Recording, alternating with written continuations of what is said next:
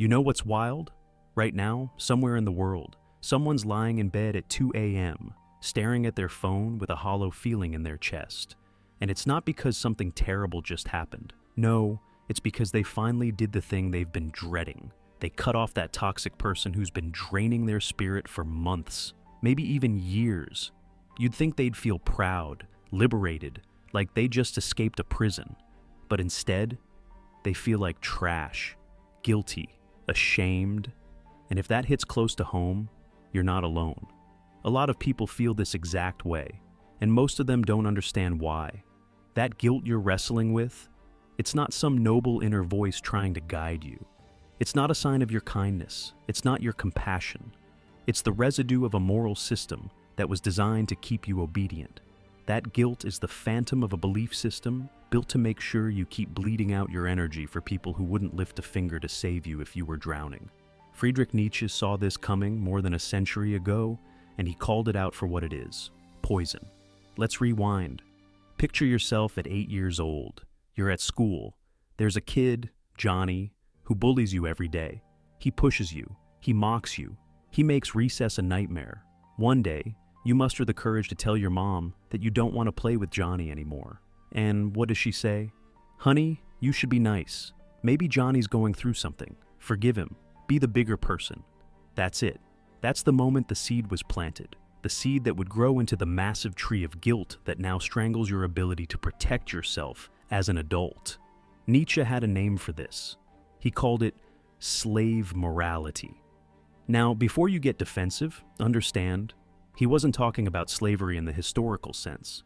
He was talking about a mindset, a belief system where being good means being submissive, where suffering makes you virtuous, where sacrificing your well-being for others is labeled as holiness, and where cutting off harmful people, that's painted as selfish. Contrast that with master morality, which is rooted in strength, boundaries, and self-respect. It says your value isn't based on how much you bleed for others. It's based on how fiercely you protect your peace. But guess which one we've been force-fed from the moment we could speak? That's right. The one that turns your natural instinct to walk away from abuse into a moral dilemma. And society plays it perfectly. It's turned you into a guilt-generating machine. Every time you set a boundary, the alarm bells go off. Every time you prioritize your sanity, the shame creeps in. You start asking yourself, what if they're going through something? What if I'm being too harsh? What if I'm the toxic one? And that's where they've got you. Because you don't do that with anything else. You don't hesitate to throw away moldy bread. You don't cry over deleting a virus. You don't feel bad canceling a service that's charging you for nothing. But with people who actively damage your mental health, suddenly you're supposed to play saint. That's not empathy. That's not being a good person. That's fear, dressed up as virtue. You're afraid of looking like the bad guy, afraid of being called cold, afraid of being alone, afraid that if you're not useful, you're worthless.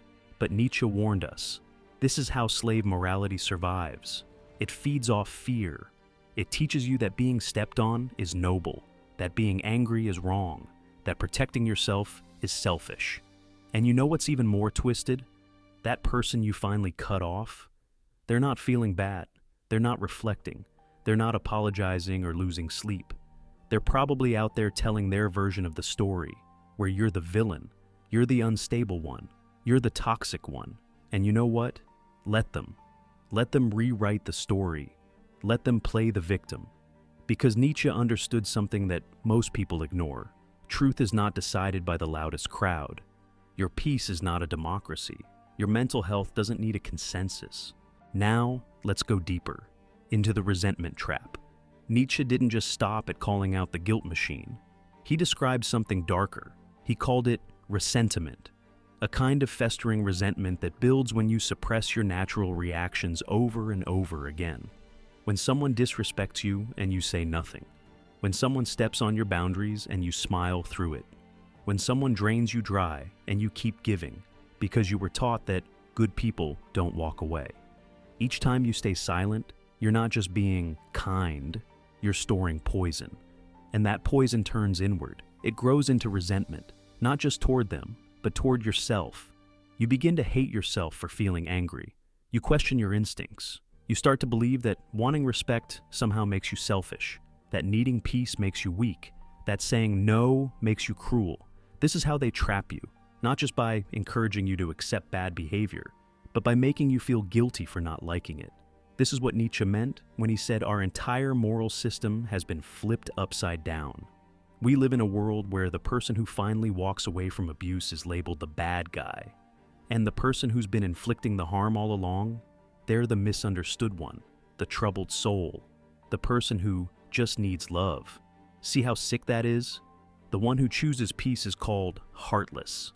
The one who protects their energy is labeled cold, but the person who brings nothing but chaos, they're just passionate. This is moral inversion at its finest. Everything's reversed. Good becomes bad, strength becomes evil, and weakness becomes a badge of honor. Real evil doesn't look like monsters in movies. Real evil is much sneakier. It's convincing kind-hearted people that their goodness depends on how much abuse they can tolerate. It's convincing loving people that love means accepting pain.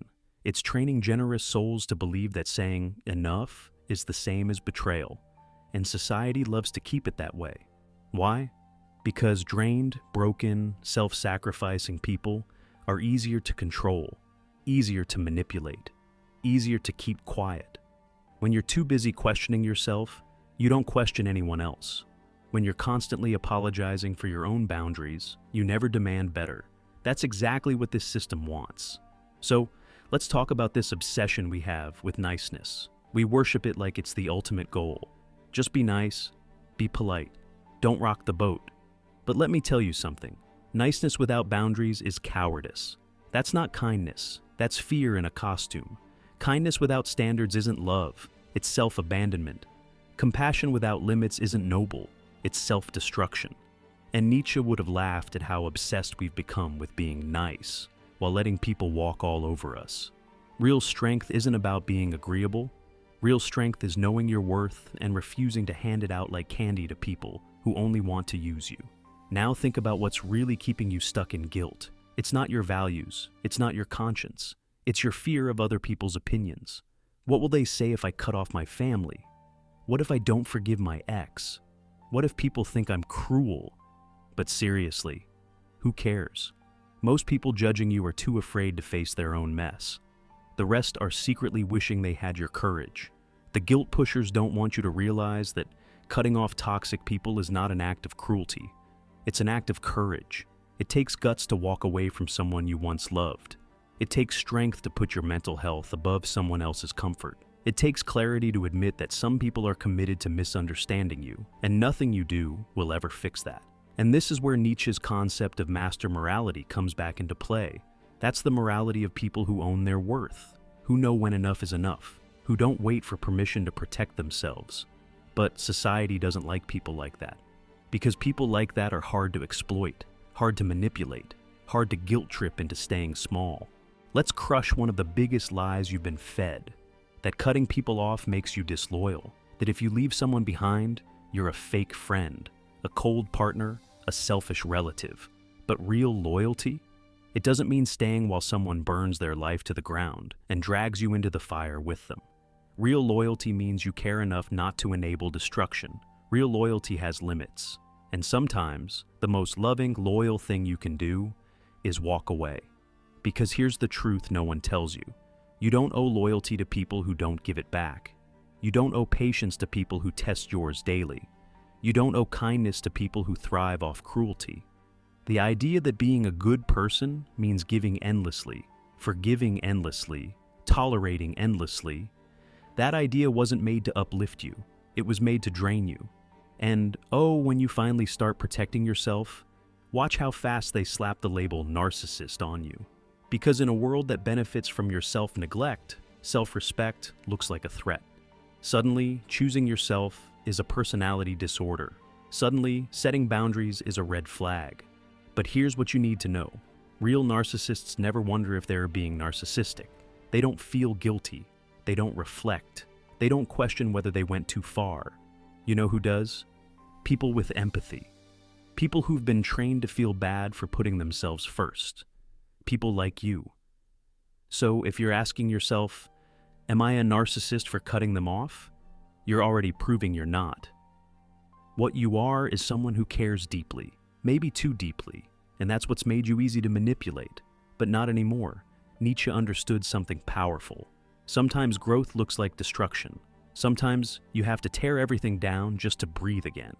Sometimes being the villain in their story is the only way to be the hero in your own.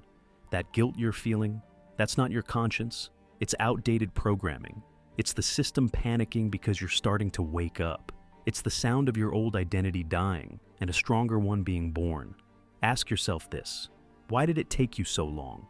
Why did you let someone deplete you for years before finally saying, enough? Why did you offer countless chances to someone who never deserved the first? The answer isn't that you're weak.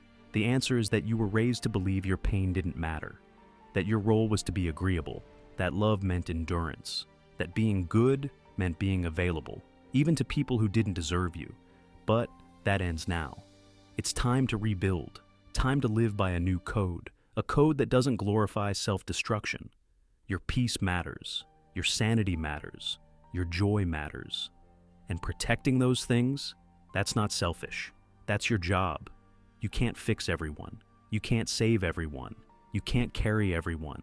But you can choose you. You can walk away from those who drain you. You can say no more without apology. Because every day you stay in guilt, you lose another piece of your real life. Every moment you spend doubting your right to peace is a moment stolen from your potential. You are not here to be everyone's emotional dumping ground. You are not here to keep toxic people comfortable. You are here to live fully, freely, powerfully. And when you stop feeling guilty, that's when the freedom begins. That's when you wake up lighter. That's when you stop flinching every time your phone buzzes. That's when you remember who you were before they made you question everything. And best of all, that's when you start giving your energy to people who truly deserve it. This isn't selfishness. This is self-preservation. This is you finally choosing yourself. So, say it with me. I will not feel guilty for protecting my peace. I will not apologize for cutting off people who hurt me. I will not sacrifice my mental health for anyone's comfort. I will not let anyone tell me my boundaries are wrong. I will not stay in pain just to look polite. Some people will never understand. And that's okay. Let them misunderstand you. Let them gossip. Let them call you selfish. Because you know the truth now. Your story matters. Your healing matters. Your boundaries matter. So, drop a comment below. Tell me, what guilt are you ready to let go of? What relationship are you finally walking away from?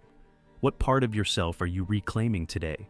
Because protecting your peace isn't just your right, it's your responsibility. And the world needs more people who are strong, clear, and unapologetically whole. Until next time, protect your peace like your life depends on it, because it does.